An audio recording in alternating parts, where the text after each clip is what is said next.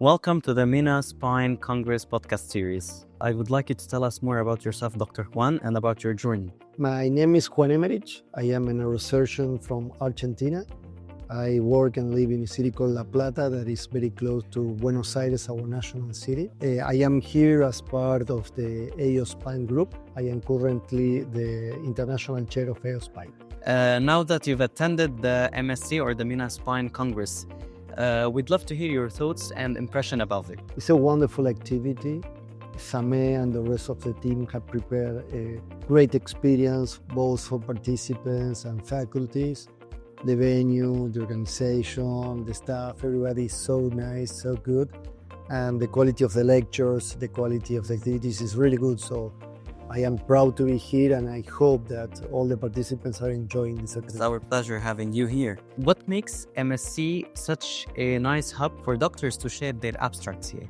Yes, I believe here you have a different setup compared to other meetings. Here we talk about a lot about non-clinical skills. You have a ratio between participants and faculty that is crazy. You have plenty of faculties over here. It's important for people from not just Middle East, but mainly Middle East to share their experience. You have so amazing, number of cases, amazing technology, amazing experience that it's almost your duty to share with others as well. So I encourage everybody to show your research, to show your experience here. You have the opportunity not only to show this in front of your peers from MENA, but in front of the key opinion leaders of the world, that could be a tremendous spotlight to share these kind of things. Moving forward from that, AI is taking a growth role across several fields. How do you think that AI has a dynamic growth in spine and spine surgery? There are four things that the future and even the present is great. For instance, diagnosis. The things that AI could be to interpret an MRI, a CT, an X-ray, it's incredible. We are seeing, again, in a short future, how this technology, it's become better and better and very shortly better than humans. We have a lot of experience with big data and AI, talking about protocols and talking about algorithms as well. In other things, we don't know yet. It will be a solution for, individual diagnosis. It will be a solution for choose the best surgical approach. For these kind of things, we don't have information yet, but the future look very interesting. But again, for things like diagnosis, for surgical planning, these kind of things is absolutely amazing. But I don't think so. It will be replacing manpower, right? For a lot of things, absolutely not. For other things, my wife is a radiologist, and she's very, very afraid about how it's going to replace. The same for pathologists, for all the things that involve processor a lot of information and to achieve one thing. It's like a calculator. For a lot of things, this is really, really great. If you talk about manpower, somebody with a scout during the operation room, of course, not in the close future, okay? Yeah. Not AI, not robots, not navigation.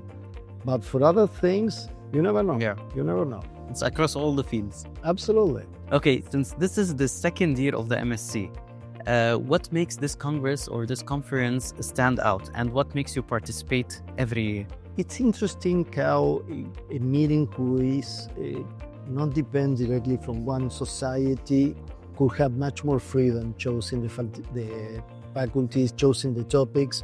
The topics of this particular meeting, I really love it because include a mix between guest societies, hot topics in the surgical field, and especially a lot of things that we don't talk a lot about, non-clinical skills, a lot of things about leadership, mental health, these kind of things that is great.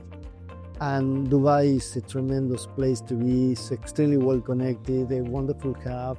And you have a lot of things. Unfortunately, I don't have free time, but if you have free time, for sure it's a beautiful place to be.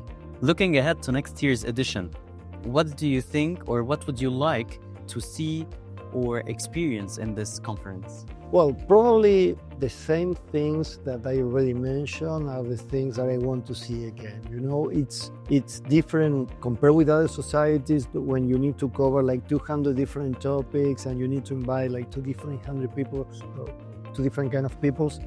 Here, it's very clear that the organization and the leadership group have a clear plan, and it's great to see how this plan is going to grow in the next years. What do you think about the organization of the MENA Spine Congress? The organization is great. You know, you see a lot of people taking care of us, trying to doing the best for the participants and for the faculties, and all of you are full of energy.